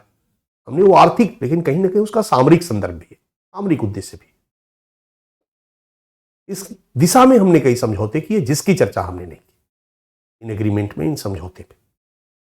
चलिए, अन्य कूटनीतिक प्रबंधन, हम सुरक्षा के ही चश्मे से उन्हीं चीजों को देखेंगे। तो हमारा अगला है अन्य कूटनीतिक प्रबंधन। अन्य कूटनीतिक प्रबंधन में हमने क्या किया बच्चा? पहला, लुक ईस्ट पॉलिसी के स्थान पर एक्ट ईस्ट पॉलिसी पर बल। अब देखिए, थोड़ा सा इकोनॉमी की समझ भी हमें होनी चाहिए। आज के डेट में सभी देश जो हैं वो अपना बाजार तलाश रहे। हमारी सरकार ने भी, हमारी आबादी भी बहुत ज्यादा है। चीन की इकोनॉमिक पॉलिसी क्या है? चीन की इकोनॉमिक पॉलिसी का एक मेजर पार्ट है कि वो कहता है अपने 142 करोड़ लोगों को कि आप प्रोडक्शन करो, आपके प्रोडक्ट को बेचने का काम सरकार का होगा, वो मेरी जिम्मेदारी कि आपके प्रोडक्ट को मैं बेचवाऊंगा। और उस प्रोडक्ट को बेचने के लिए बाजार तलाशना चाइना गवर्नमेंट का काम है। और उसी बाजार की तलाश में चाइना गवर्नमेंट अपने सिल्क रूट प्रोजेक्ट की बात करो या OBOR की बात करो या BRI, belt and road initiative की बात करो, इन सबके मूल में क्या है? सड़क मार्ग से दुनिया के ढेर सारे देशों को जोड़ देना, ताकि चीन द्वारा उत्पादित सस्ता वाला माल, क्योंकि आप देख रहे हो कि चीन के माल बहुत महंगे नहीं होते, सस्ते होते, क्योंकि चीन में लेबर बहुत ज्यादा है, लागत खर्च, लेबर कॉस्ट बहुत कम है, 12-12 घंटे लोग काम करते। यूएस की तरह नहीं, यूरोपीय देशों की तरह नहीं कि 8 घंटा के बाद काम करेंगे तो ये नियम नहीं। हटो, उत्पादन करो। परिणाम, भारत में लक्ष्मी गणेश की मूर्ति भी चाइना वाली मिल रही। दिवाली में सारे पटाखा चीन के बने हुए हम यूज करते हैं। मिनी बल्ब या इलेक्ट्रॉनिक गुड्स के 80% मार्केट पर चीन का कब्जा है। खिलौना मार्केट पर 80% पर चीन का कब्जा है। दिल्ली का सबसे बड़ा फर्नीचर मार्केट कीर्ति नगर में चले जाओगे तो 80% जो फर्नीचर है वो चीन के द्वारा बनाए हुए। और ये सारे के सारे छोटे छोटे, अब बताओ ना, दिया, दिवाली का दिया, लक्ष्मी गणेश की मूर्ति, कुल्हड़ आजकल आ रहा है, जिस कुल्हड़ को फिर से प्रचलन आया है कुल्हड़ में चाय पीने का, एक कुल्हड़ चीन का बना हुआ इंडिया में आना शुरू हो गया है। और ये सब वहां लघु कुटीर उद्योग का पार्ट है, छोटे छोटे लेवल पर। और चीन बस बाजार तलाशता। भारत ने भी मेक इन इंडिया पॉलिसी को शुरू किया।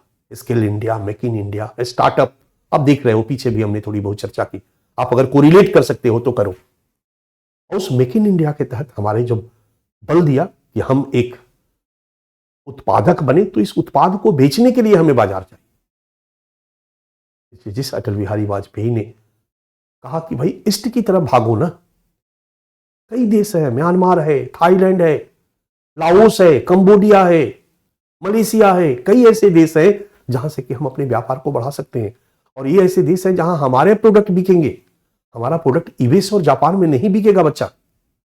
यूएस और जापान में हमारा स्किल्ड बिकेगा, हमारे यहां के इंजीनियर पढ़े हुए यूएस में जाके नौकरी करेंगे, यूरोपीय देशों में जाके नौकरी करेंगे, लेकिन हमारे यहां की बनी हुई चीज अमेरिका और यूरोप में नहीं बिकेगी।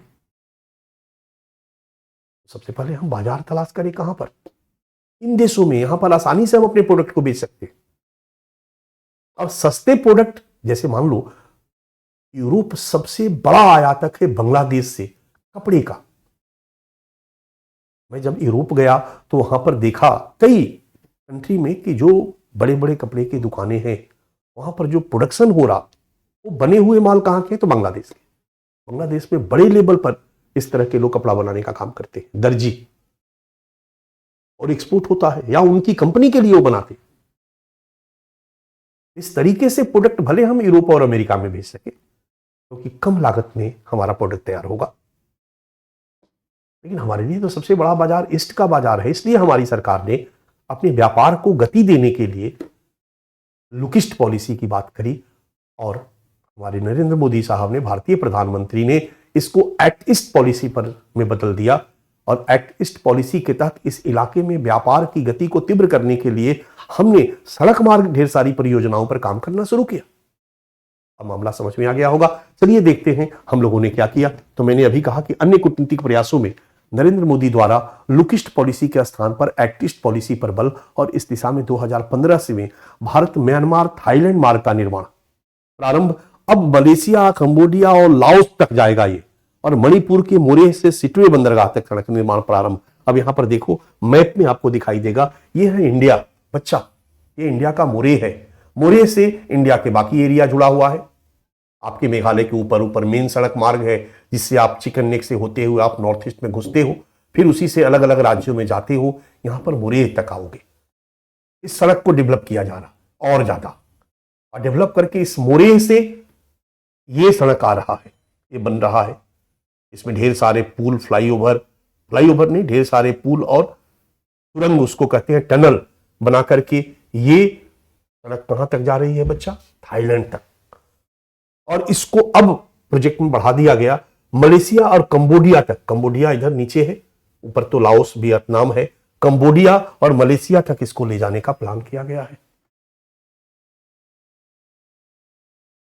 जब एक प्रॉपर ट्रैक, अब चाइना उसको बीआरआई कहे, बेल्ट एंड रोड प्रोजेक्ट कहे, बातें घुमा के वही है बच्चा। वो एक मेगा प्रोजेक्ट लेकर के काम कर रहा, हम भी उस प्रोजेक्ट पर काम कर रहे हैं। हमारा तरीका, हमारा नाम अलग है। तो हमने ये एक काम शुरू किया है, इसको कहा जाता है सीमेक का काउंटर। जो विशेषज्ञ है वो कहते हैं कि चाइना म्यांमार इकोनॉमिक कॉरिडोर जो है उसका काउंटर है भारत का, भारत म्यांमार थाईलैंड मार्ग। इसको हम कंबोडिया, मलेशिया और लाओस तक पहुंचाने के प्रयास में लगे हुए। क्लियर? एक और चीज, मोरेह से, मोरेह दिख रहा है आपका, मोरेह से सिटवे तक, सिटवे यहां पर है बच्चा, ये म्यांमार है। ये म्यांमार से व्हाइट वाला जो दिख रहा है ये बांग्लादेश है।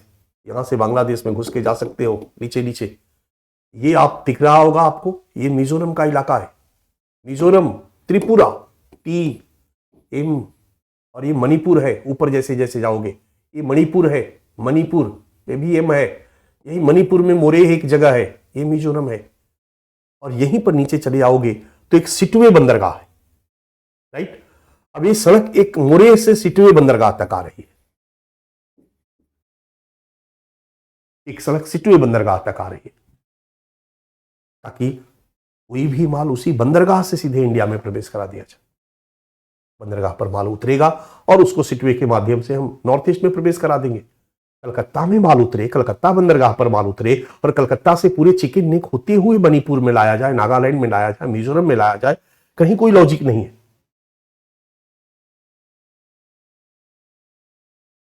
कहीं कोई लॉजिक नहीं है।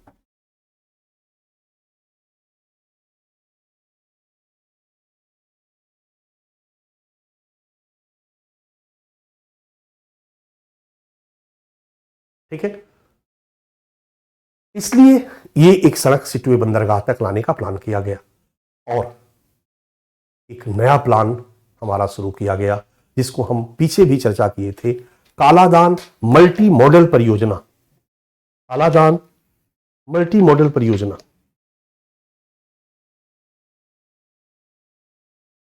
कालादान मल्टी मॉडल परियोजना। ठीक है, अब मैं फिर से इसकी तरफ जा रहा हूं। सिटवे तक सड़क होगा मोरे से, ध्यान दे देखो, एक और अब सड़क उसी को हम लोग आगे बढ़ा रहे हैं, इसको कालादान मल्टी मॉडल परियोजना प्रोजेक्ट। ये मिजोरम है, मिजोरम से एक सड़क और चलेगी, एक सिटवे से मोरे से आ रही है ये सिटवे तक। ओके, एक ये है बॉर्डर म्यांमार का, ये म्यांमार का बॉर्डर है, ये म्यांमार का इलाका है और ये बांग्लादेश का इलाका है, ये मिजोरम है। मिजोरम से एक सड़क चलेगी ये, और ये सड़क आएगी कहां पर, सिटवे। सिटवे से एक सड़क मोरे से भी आ रही है, याद होगा, और एक मोरे से थाईलैंड वाला मार्ग अलग है। अब यहां पर हम लोगों ने चिकन नेक का अल्टरनेट देखा, पिछली बार भी मैंने बताया था, जो हाल में चीन के साथ स्थिति बन रही है, हमें लग रहा है कि अगर भूटान अपने उत्तरी सीमा में जो 2 विवादित क्षेत्र है, चाइना पक्का है कहेगा या कह रहा है भूटान से कि हे भूटान, ये जो 2-3 सीमा पर विवाद है, तो 2 वाला जो एरिया है वो आप ले लो, डोकलाम मुझे दे दो। इसके बदले चाइना बहुत लालच दे सकता है, इन्वेस्ट करेंगे, दिस दैट जो भी। अगर भूटान ऐसा कर लेगा तो डोकलाम तक चीन की पहुंच हो जाएगी, चीनी सेना की पहुंच हो जाएगी। डोकलाम एक ऐसा क्षेत्र है ना, भौगोलिक क्षेत्र कह सकते हो, एक तरफ चुंबी घाटी मैंने बताया था, उससे वहां पर पहुंचने का मतलब हमारे लिए सिक्योरिटी थ्रेट्स बहुत बड़ा हो जा रहा है। वो थ्रेट्स ये हो रहा बच्चा कि उसके कारण हमारे चिकन नेक पर नियंत्रण बढ़ जाएगा चीन का। युद्ध की स्थिति में यदि चिकन नेक चीन के नियंत्रण में आ जाता है तो एक विकल्प हमारे पास होना चाहिए, और यही सामरिक सोच है। हालांकि इसको हमने ऐसे कहा नहीं, हमने कहा कि हमारी आर्थिक उद्देश्य को पूरा करता है। जैसे चीन बीआरआई के बारे में क्या कहता है, चीन चाइना पाकिस्तान इकोनॉमिक कॉरिडोर के बारे में यही कहता है ना कि इससे हमारा व्यापार करना आसान होगा, पाकिस्तान में आर्थिक गतिविधियां तीव्र होगी, हमने भी यही कहा। लेकिन हमारा इसके पीछे जो सामरिक उद्देश्य है वो यही है, चिकन नेक के अल्टरनेट के रूप में। या दूसरा व्यापारिक अल्टरनेट भी है कि एक चिकन नेक के माध्यम से अगर मिजोरम में हम कोई सामान लाते हैं, कलकत्ता से अगर कोई सामान व्यापार का आता है, चिकन नेक के माध्यम से यहां मिजोरम आता है, इससे बढ़िया है कि हम सीधे यहां आए और यहां से समुद्री मार्ग से सीधे कलकत्ता चले जाए। व्यापारिक विकल्प भी है और सामरिक महत्व के कुछ में भी ये शामिल है। कालादान मल्टी मॉडल प्रोजेक्ट को हम लोगों ने शुरू किया। मैंने बताया था कि अभी हाल ही में 1-2 महीना पहले अराकान आर्मी ने इसी पलेटवा पर कब्जा कर लिया, याद है, मैंने चर्चा किया। इससे हमारी ये प्रोजेक्ट की गति और धीमी हो जाएगी, ऐसा हम महसूस कर रहे हैं। This one Kaladan multi modal project आपको दिख रहा होगा, मैंने दोबारा यहां पर ला दिया। 539 किलोमीटर का ये एरिया हुआ और फिर वो एरिया हुआ, बहुत सारा एरिया बच जाएगा। है तो व्यापारिक उद्देश्य को पूरा करने वाली परियोजनाएं, लेकिन कहीं ना कहीं हम इसको अपने सामरिक चश्मे से देख रहे हैं और ये भी हमारा एक प्रयास है। डन। इसके बाद चीन को न्यूट्रलाइज करने के लिए हम लोग अन्य कई रूपों में प्रयास कर रहे हैं। जहां बाकी जगहों पर हम चीन को घेरने का प्रयास कर रहे हैं, इसमें अन्य प्रयास में हम यहां बहुत कुछ चर्चा की जरूरत नहीं है। जैसे हिंद महासागर में हम अमेरिका के साथ मिलकर के, हम जापान के साथ मिलकर के, हम ऑस्ट्रेलिया के साथ मिलकर के, क्वाड नाम आपने सुना होगा, मालाबार संयुक्त सैन्य अभ्यास की श्रृंखला को हम आगे बढ़ा रहे हैं। हम भी जापान में जाकर के हमारी सेना चीन की तरफ हथियार करके कह रही है कि युद्ध अभ्यास कर रहे हैं। तो विभिन्न तरीकों से हम चीन को न्यूट्रलाइज करने का प्रयास कर रहे हैं। ये सब है हमारा सुरक्षा प्रबंधन। मैं उम्मीद करता हूं कि भारत म्यांमार सीमावर्ती क्षेत्र में सुरक्षा चुनौतियां क्या क्या है और इन सुरक्षा चुनौतियों का प्रबंधन हम लोगों ने कैसे कैसे किया है। अगर सिंपल सुरक्षा चुनौतियां पूछे पॉइंट में तो आप आंसर कर सकते हो, इसका प्रबंधन पॉइंट में पूछे तो आप आंसर कर सकते हो, या किसी पार्ट को उठा करके अगर क्वेश्चन बनाए घुमा करके, उम्मीद है कि एक अंडरस्टैंडिंग मैंने देने का वहां पर प्रयास किया है, उस पर भी आप आंसर कर सकते हो। तो बच्चा, आज का क्लास हम लोग यहीं पर फिनिश करते हैं। आज मैं आपको ज्यादा देर नहीं पढ़ाया, मैंने आपको